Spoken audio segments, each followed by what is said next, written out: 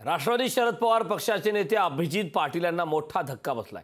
विठ्ठल सहकारी साखर कारखान्यावर जप्तीची कारवाई करण्यात आली आहे। राज्य सहकारी बँकेकडून ही कारवाई करण्यात आली आहे। थकीत कर्ज प्रकरणी बँकेची कारवाई करण्यात आली।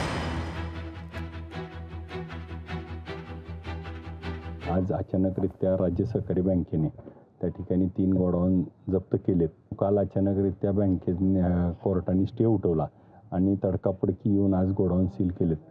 शेतकऱ्यांनी काही काळजी करू नये। या ठिकाणी आम्ही शेतकऱ्याची सगळी ऊसाची बिलं देऊ। आम्ही त्या 2 दिवसात त्या ठिकाणी तोडगा काढू आणि त्या ठिकाणी कारखान्याच्या सगळ्या सभासदांना एवढंच या निमित्तानं वचन देतो की वेळ पडली तर आम्ही स्वतःला गहाण ठेवू। मी स्वतःला गहाण ठेवतो। काही किंमत मोजावी लागली, काही निर्णय घ्यावे लागले, काही करावं लागलं तर त्या ठिकाणी करू, पण शेतकऱ्याचा हा विठ्ठल कारखाना हा वाचला पाहिजे, चालला पाहिजे आणि जिल्ह्याची दाराची स्पर्धा टिकली पाहिजे। यासाठी आम्ही आमच्या जीवाचं रान करू। लोकशाही मराठी ऐका, पहा, जागरूक रहा।